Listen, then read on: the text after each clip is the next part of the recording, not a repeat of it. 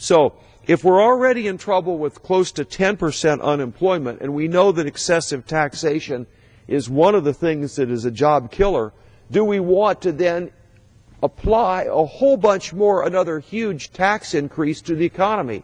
Most people would say you have to be crazy to do something like that. Most people, when they look at history, say that's the dumbest thing in the world, to have a huge tax increase right when the economy is having a hard time. And yet that's precisely what is going to happen next year if the Congress doesn't take action. What's happening because of some rules in the Senate? The Bush tax cuts, a series of Bush tax cuts, are going to expire. And when they do, you can see some of the jumps here from 2010 to 2011. This ordinary income tax, the bracket of 35%, is going to jump to 39.6%. Capital gains going from 15 to 20. Now the capital gains, that's an important one because that's a place where people who invest in businesses have money. If this tax is low enough, they can plow it back into business. As you raise it up, there's less money going back into businesses. And these are different kinds of dividends are going from 15 to almost 40%. And the death tax, wow, is that ever taking a jump? Everybody needs to die. You need to die this year, that's for sure, because death tax this year is 0. It's jumping to 55%. So when you get beyond the first $1 million or $2 that are protected from the death tax, what's happening is your dad owns a farm, and he has a lot of fields, and he's got a lot of pieces of equipment, and your plan is to follow in your dad's footsteps and be a farmer. And your dad dies, and you find out you're going to have to sell 55% of your farm to pay the taxes that your dad owes on his death. It isn't good enough to tax him when he's alive, you're going to tax him when he's dead. So we have a death tax. Well, by the time you get rid of selling half the fields and half the pieces of equipment, you say, I can't run the farm. Well, now that's really smart tax policy, isn't it, that we shut down a small business by jumping the death tax from 0 to 55%. We have child tax credits here that are going up, marriage penalty, lowest tax brackets going from 10 to 15%. So these taxes are coming. Now, most people would say, they've studied economics a little bit, they say, this is not what you should be doing during a recession. In fact, regardless if you're a Republican or Democrat, history says this is not what we should be doing. You could learn, and I'm kind of surprised that the Democrats haven't taken a lesson from Kennedy, because he had a recession when he was president. He cut taxes, and the economy sprung right back. And, of course, Ronald Reagan did it. I don't expect the Democrats to learn from Ronald Reagan, even though he used to be a Democrat. But JFK, you'd think they could learn from him. You think maybe they could have learned from FDR even. FDR had a guy who was Secretary of the Treasury, was Henry Morgenthau. Henry Morgenthau came up with the same idea that Obama and company came up with a couple of years ago. He said, we're going to stimulate the economy by spending tons of money. It's a little bit like grabbing your bootstraps and pulling and hoping to fly around the room. You know, they're going to spend a lot of money, spend enough money that'll get the economy going. That's the idea. Now, no normal, rational person that's not been smoking those funny cigarettes would come up with such an idea. If you came home and your husband or wife said to you, hey, we got too much credit card debt here. I'm not making enough money. You know, things aren't going right economically. What do you think we should do? Oh, let's spend money like mad. You'd think somebody was crazy. But that's what people have tried. Henry Morgenthau tried it for 8 years. He came and appeared before the House Ways and Means Committee. His comment was that we have tried, these are actually his words, we have tried spending money. We're spending money more than we've ever spent before, and it does not work. I say after 8 years of the administration, we have just as much unemployment as when we started, and enormous debt to boot. Now, I would hope that we could learn something from history. This is Henry Morgenthau, this is FDR, this is World War II vintage type stuff. We should have learned from this. We could have learned from JFK. No. Could have learned from Bush. We could have learned from Reagan.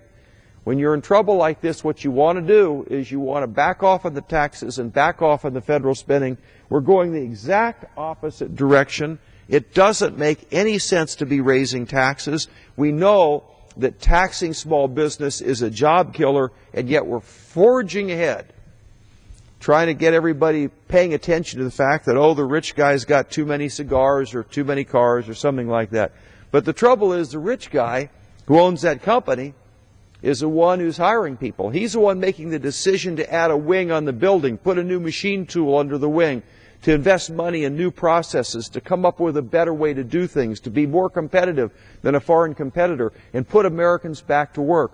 Those are the kinds of people that you need to have taking their money and plowing it back into the economy. Now, there are some people think through this idea of federal government spending money that you can put people to work by the federal government hiring them.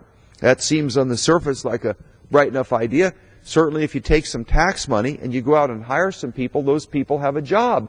Doesn't that put people back to work? Well, yes and no. The people you hire do get a job.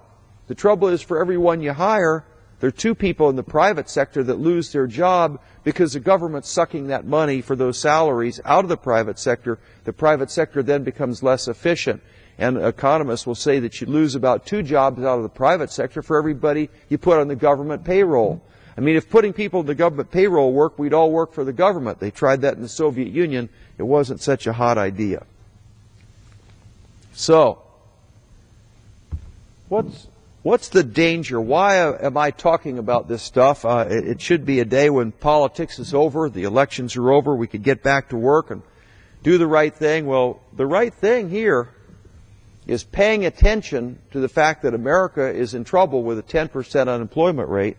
It's actually more than that, because I don't know if you know it or not, but anybody who's been unemployed for a certain period of time, they don't count them anymore. So they're not unemployed even though they don't have a job. That's sort of an interesting way to count, isn't it? But anyway, here's what happened a number of years ago. Actually was here in Congress when this happened, and these charts go back a few years, but I think it's kind of interesting. This is the gross domestic product. So these vertical lines are Americans' GDP, and this is before and after a tax relief which occurred in 2003, about the first or second quarter of 2003. And so the tax increase that we're talking about here is the tax decrease we're talking about here is the very tax that's going to expire. So when we cut this tax in 2003, what happened to GDP? Well, here's GDP going along like this before. We do the tax cut and take a look at what happens to GDP afterwards. Now, that suggests that if there's any causal relationship at all, that the tax cuts gave us a better GDP. Let's take a look at the same tax cut, not applied to gross domestic product, but let's take a look at it applied to jobs.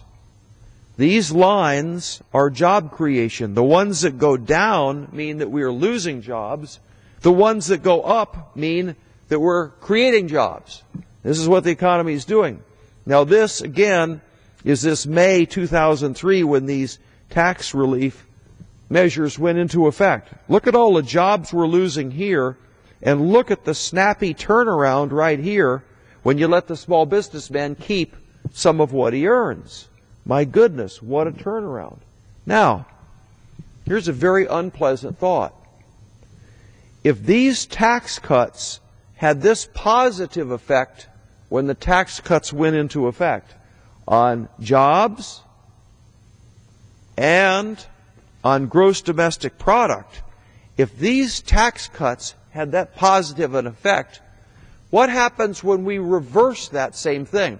What happens when we turn it upside down? What happens when the tax cuts expire? Are they not likely to exert the exact opposite force on our gross domestic product, on our already high unemployment? Do we want to take... Now, we're not in this situation. Right now, we're having trouble with unemployment. But why do we want to put a force on it that's going to make it even worse?